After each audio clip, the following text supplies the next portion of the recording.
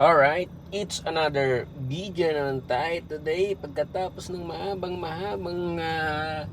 buwan, ngayon lang tayo nakapag-vlog ulit, guys. So this time, kasi marami nagtatanong regarding dito, kung paano natin tinatansya yung ating harapan kapag halimbawa medyo masikip yung pinagparadaan nyo, may kotse sa harapan nyo, and then paano ba natin malalaman kung tinamaan na ba yung kotse sa harapan natin? Paano ba natin malalaman kung yan ba ay sakto lang na distansya?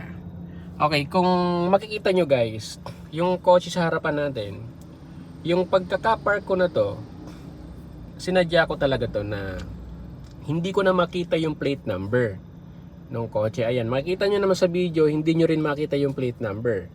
So, yan yung pinakang limit ko para masabi ko na hanggang dyan na lang dapat ang galaw ko. Hindi na ako aabante pa kasi tatamaan na siya. Okay?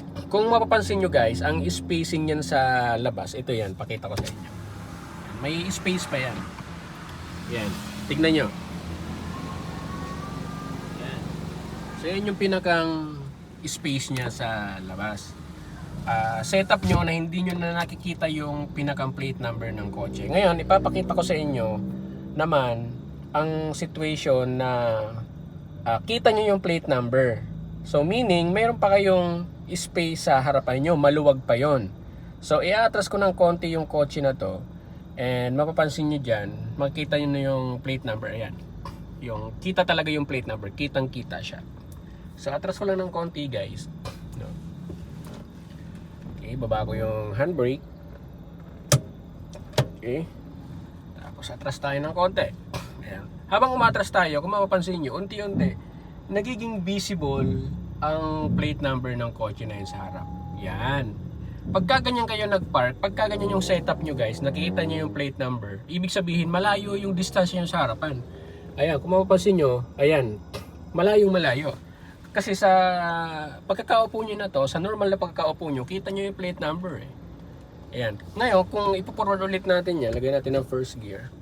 Yan, ipo-forward ko ng konti, makikita nyo unti-unti, kumbaga magko-cover yung plate number. Yan, unti-unti habang umaabanti tayo, ayan, unti-unti nagiging invisible na yung plate number. Yan. So ganyang setup lang kayo sa parking. Stop na kayo dyan. So neutral and brake. Ayan, so ganyan yung ginagawa ko guys sa pagpapark. Hindi ko na masyadong dinidikitan yan sa pamamagitan. Kasi pag yung logo ng kotse na yan, yung Toyota na yan, pag hindi ko na nakita yan, ibig sabihin bangga ko na yung kotse sa harapan natin. So yan yung magiging palatandaan nyo guys kapag kayo ay nagpapark. Kailangan setup nyo lang dyan sa plate number nyo. Tutok na kasi yan guys. Although may space pa yan, kaya pang dumaan dyan yung isang tao, pero yan na yung pinakang limit nyo dapat para masabi nyo titigil na talaga kayo. Alright, so hopefully nakatulong po sa inyo ang video to, especially dun sa mga nagtatanong regarding this video. That's it. Bye-bye!